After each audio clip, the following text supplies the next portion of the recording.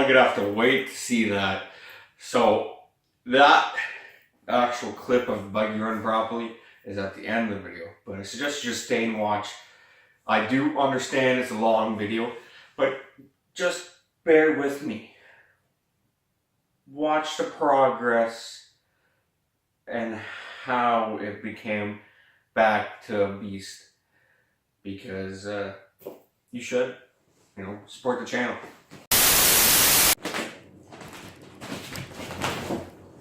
What's going on, every goddamn one? So this video is a little bit of a thank you kind of crap.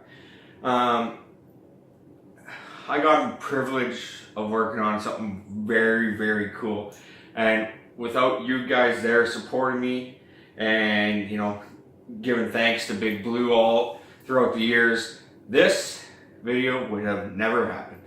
So big shout out to all my sponsors: No Limit Roofing, Jetty's Contracting and Landscape Supplies, Marc's Auto Sales and Service, Lanctot Realty, Bank for Your Buck, Dollar Store, Greater Summit Graphics, RJ Decking and Fencing, Clearview Auto Glass, and Valley Nursery Sod.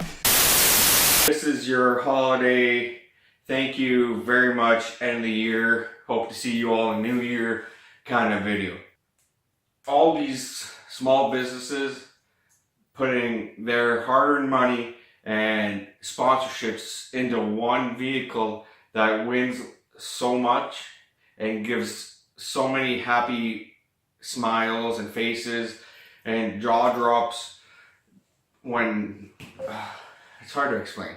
You guys have to be there in person to understand the fact that the yelling and screaming from the crowds when the big boys race is just phenomenal. So to this video.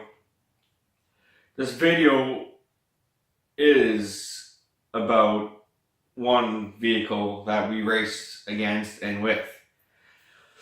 They were having problems with a lot of things. First off was the electrical was crap. It was just so bad, and so it literally melted the fuses that were pulling the power through. Working with a nightmare.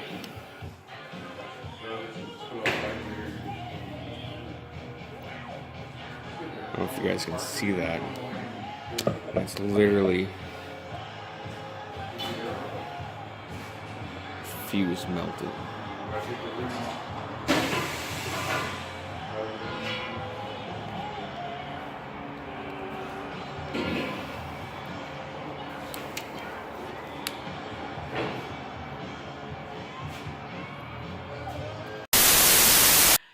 And that could have been a burnt buggy, because this thing rocks when it was running perfect. But like I said, it had issues.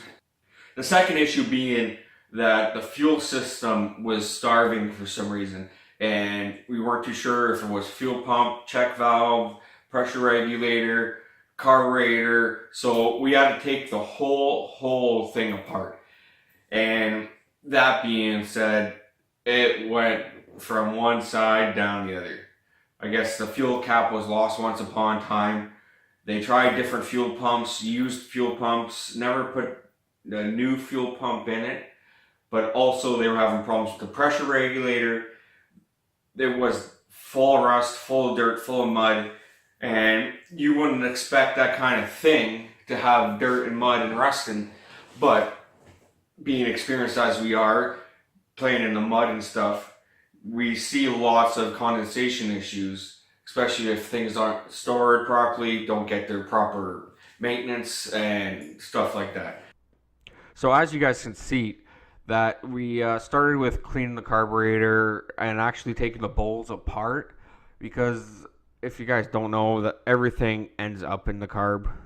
So once we actually took the bowls off and inspected everything, we noticed some previous damage from lack of fuel, damage to the floats, and damage because there was race fuel left in it. And if you guys know anything about race fuel, you know you're not supposed to leave it in the carburetors for a very long time. You're supposed to actually take it out of the carburetors and drain them all. Because what it actually does is actually eats rubbers and the foam and all the plastic pieces and ends up destroying everything. The other thing was the control switches were done. They were so corroded and rotten out that there was nothing much left to that. So what we first did was label everything just to make sure we knew where it went and how it was wired. Because when you get into buggies like this and stuff that's customized, sometimes people wire things funny. But we stripped all the wires that were unnecessary out. And then as I'm taking everything out, I actually had noticed that the relays that ran the shiftnoid and the launch control were actually also full of corrosion and dirt and mud. And just over the years of abuse, did not look like they were too happy coming out of this buggy. So there was also another issue. That, my friends, is a short bare wire that runs to the park switch. Runs up in this box, which probably goes to the safety neutral switch and all that stuff. Found a lot of splicing, and like in a 4-foot section there'd be 3 or 4 splices throughout the actual wire for one piece of the control unit. And these systems actually are very finicky because it's timed in milliseconds for the actual shiftnoid to shift the transmission. And if it's not has too much resistance or something, it's late into the shift, so you're losing time and power. To fit the new switches that we installed, we went with a painless console that was actually very nice. It already had pre-wires mounted to everything. Every switch had its own power fuse, and it was just a very easy system to set up. It didn't need lots of wiring or extra wiring that we needed to install, but we still had to run the control side of everything because they had no relays previous to any of this. So we measured up the new control panel.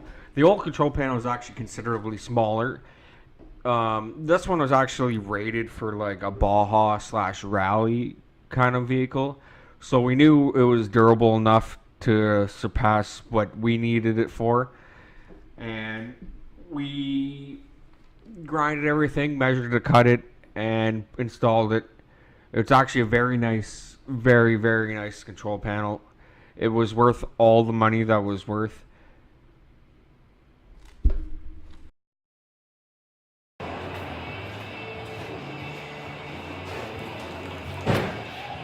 Control panel installed.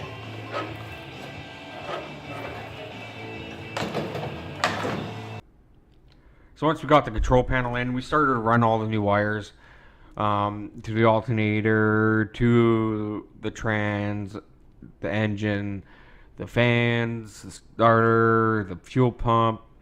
Ran all the relays for the solenoids, the shiftnoid, the MSD, everything needed a relay. There was so much resistance inside.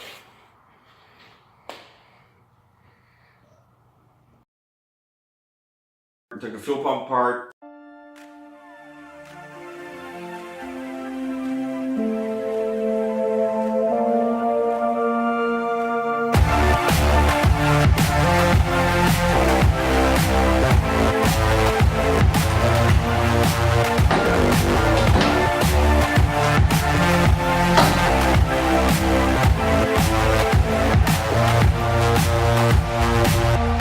Currently doing this because all my workbenches are all full.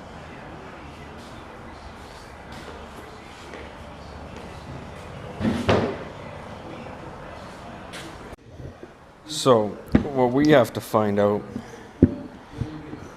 is why that this guy's making so much noise. Because in all theory, fuel pumps shouldn't make noise. Well, not that kind of noise.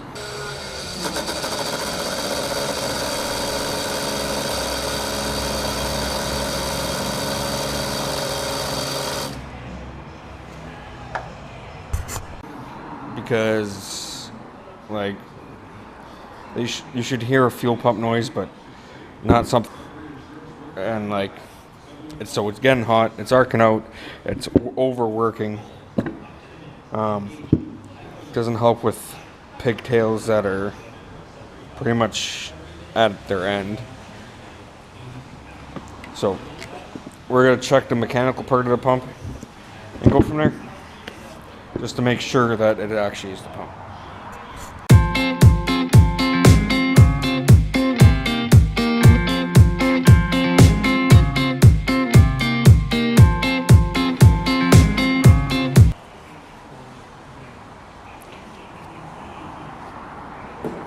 So there's moderate wear on this, but it shouldn't be thick grooves like it is. Like, there is regular wear, but then you see the really harsh, thick gouges that the veins left. And now, what this pump does, see, that has way too much slack to begin with. So, what this pump does is that these veins here, as it's spinning, opens up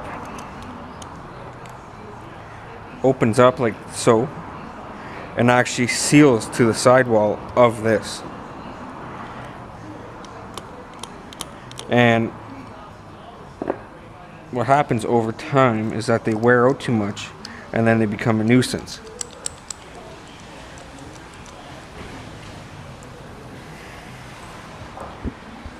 See, they're just these little blades here.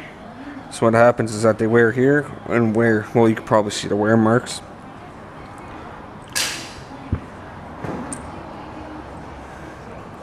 And then they create play in here, which that's a lot of play in my opinion.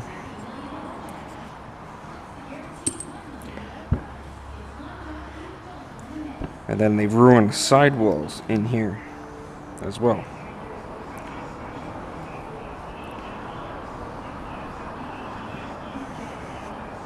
So, in the mud, is that mud sometimes gets in, dust, dirt gets in, and then it starts to score the walls out, which creates fuel pressure loss, which is not what you want when you're doing 3 seconds in 400 feet in the mud.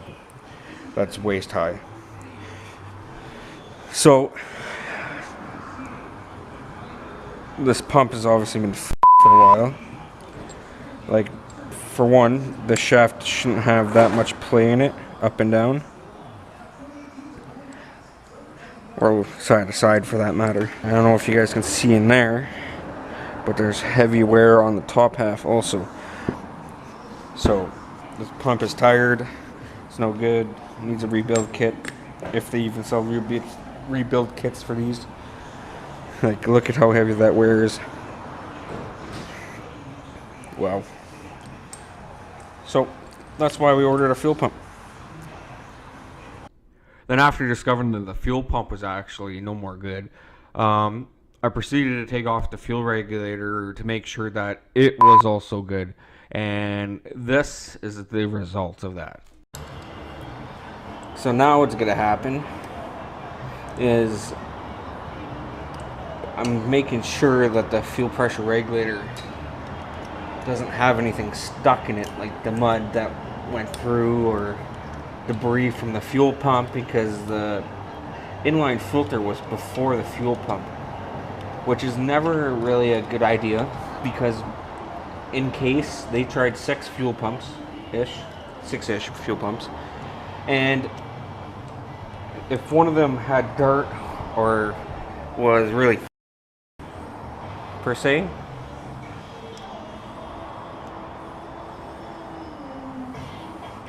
and then through dirt up here, it could plug everything.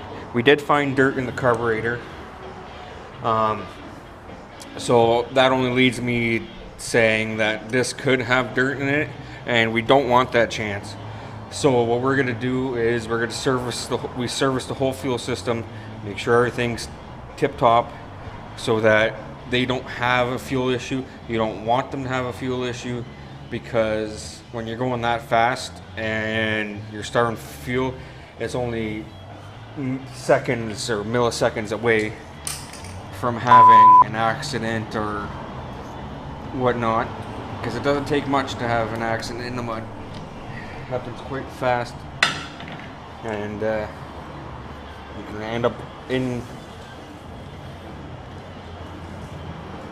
the mud upside down and drowning really fast. That's the thing with these buggies, is that there's no air bubble or protection. So if you flip, you're literally flipping into the mud, period.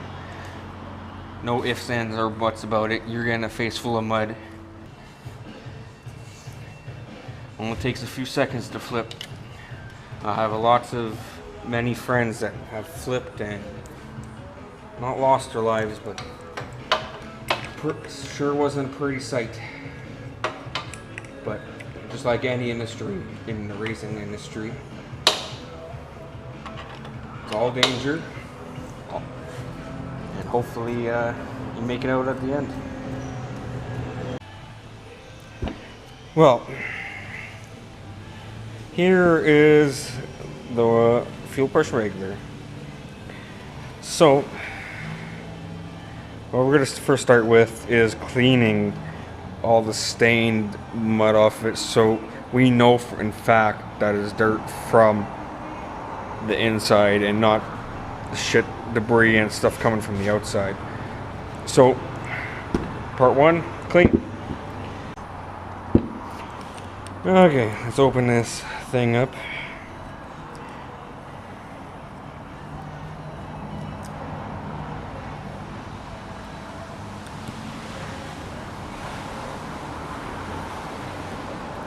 Now, most pressure regulators have a big spring in them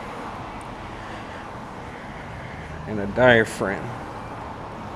I've never heard of this company. From where I'm from, mostly everyone runs Holly and all those major regular brands. Unless this is a regular brand and I just don't realize the symbol.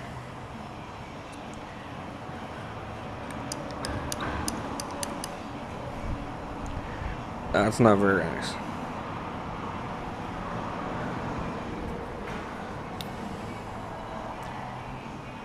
Yikes.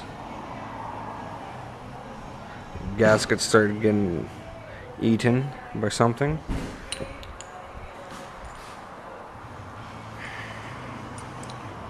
So, continue to service this, open her up, and see what happens.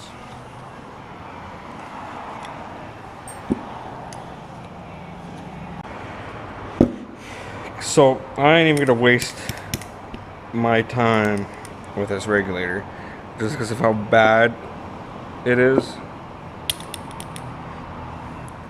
Like, and trying to find a gasket that's not, it's going to be quite hard. So, gotta run to the parts place after I'm done here and make sure that I can get one, because the customer that this buggy is made for needs it by Friday, and I need things to move smoothly and quickly so that it doesn't screw me in the end.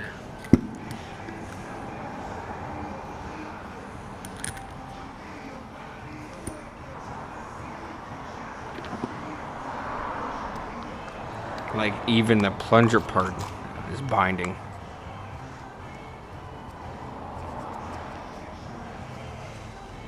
Because it's so rusty and so muddy and so disgusting. Oh, this sound is one of the worst sounds ever. I hate that sound. That's the sound of lots of money and lots of pain. If anything ever makes that noise, oh, my ears just freak out. So, I'm gonna bring this to the parts place with me. Make sure I get the right one. Shelby. And we went to town on it. I spent almost a week running new wiring, new wires to everything, almost. The only system I didn't touch was the nitro system. And yeah, even the oil was bad in it, like mud.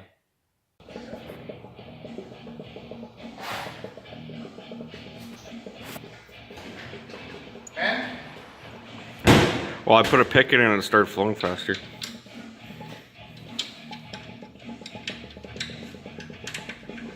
That's bad. A lot of mud, water condensation. It was not good. Not good at all. Just lucky it came out that it actually runs, because it was very bad. Everything from start to beginning, I was jaw dropped to see how bad it was. Not that it was put together bad, is that there was issues that should have been foreseen, knowing what that buggy was made for. So, hope you enjoy. This one's a little different. It's more of a repair video / commentary / you guys are going to see some insides of some crazy buggy. So, hope you enjoy.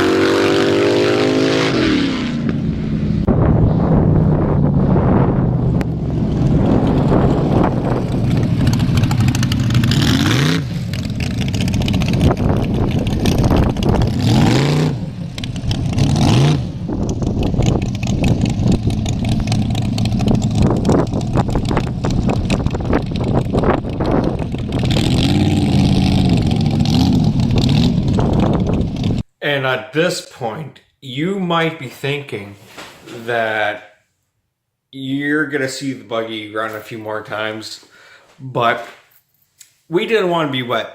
So we packed up and left. Our nice, beautiful afternoon turned into straight downpour, as you can see.